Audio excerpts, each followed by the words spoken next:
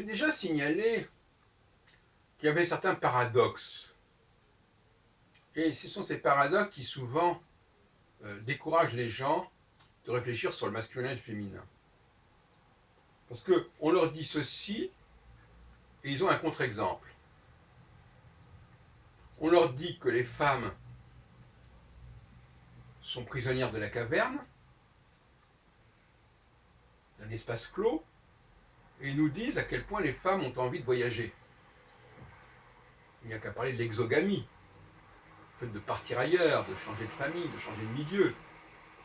Comment expliquer cette contradiction? Et puis il y a l'autre contradiction dans l'autre sens.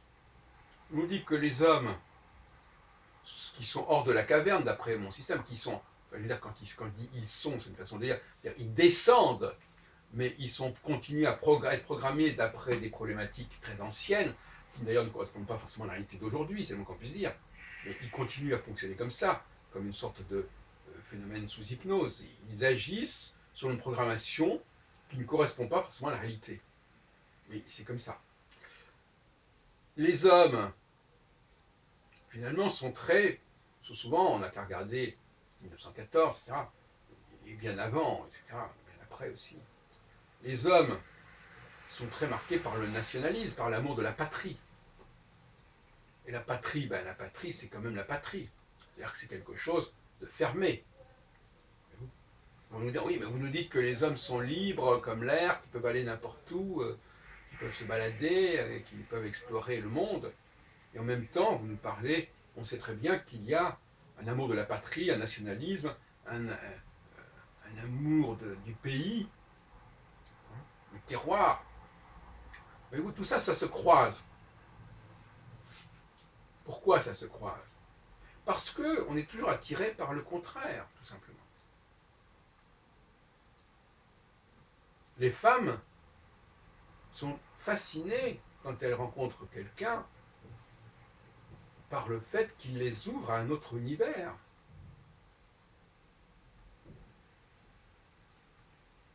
Elles peuvent aussi voyager par elles-mêmes.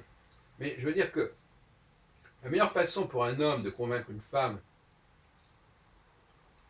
d'aller avec lui, c'est de lui faire miroiter un certain exotisme, en tout cas quelque chose de nouveau, une nouvelle langue, un nouveau pays, une nouvelle ville, une nouvelle vie.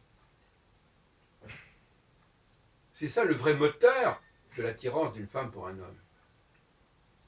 Moi-même, en 93-94, j'ai épousé une Ukrainienne vivant en Israël, et il est apparu très rapidement que ce qui l'avait vraiment motivé, c'était de partir d'Israël, d'aller vivre en France.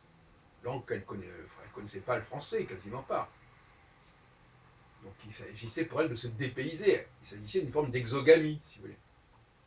C'est ça qui a été le vrai moteur de fait qu'elle allait vers moi. En dehors de toute question d'amour, bref, sentimental, etc., il y a ce phénomène qui doit exister.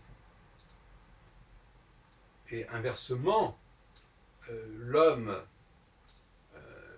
quelque part, reste fidèle à ses racines.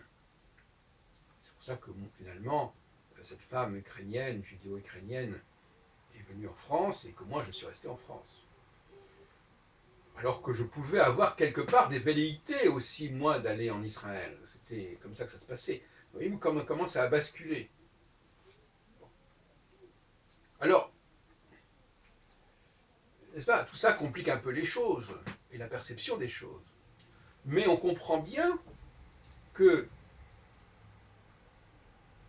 l'on soit attiré, à un moment donné de sa vie, par ce qui nous manque.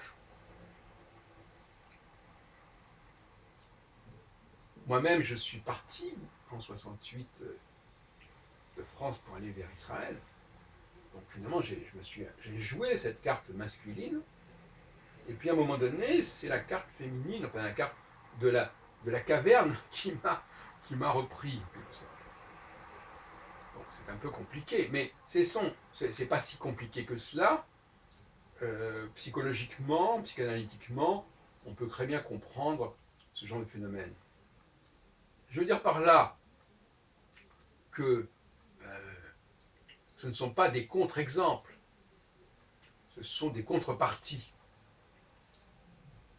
Celui qui est enfermé veut sortir, et celui qui peut sortir revient quelque part dans sa cage. C'est comme ça.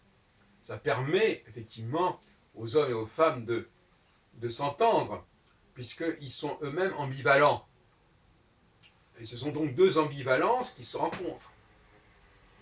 L'homme qui est doué pour sortir et la femme qui a envie de sortir, l'homme qui a envie de rester quelque part et la femme qui est capable de rester quelque part, puisque c'est dans sa nature profonde.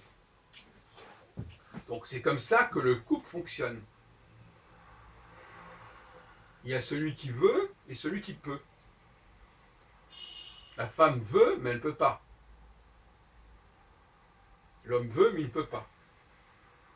Et puis la femme peut, mais elle ne veut pas. L'homme peut, mais ne veut pas, etc. Bon, vous voyez ce que je veux dire. C'est cette fameuse dialectique du pouvoir et du vouloir qui est très paradoxale.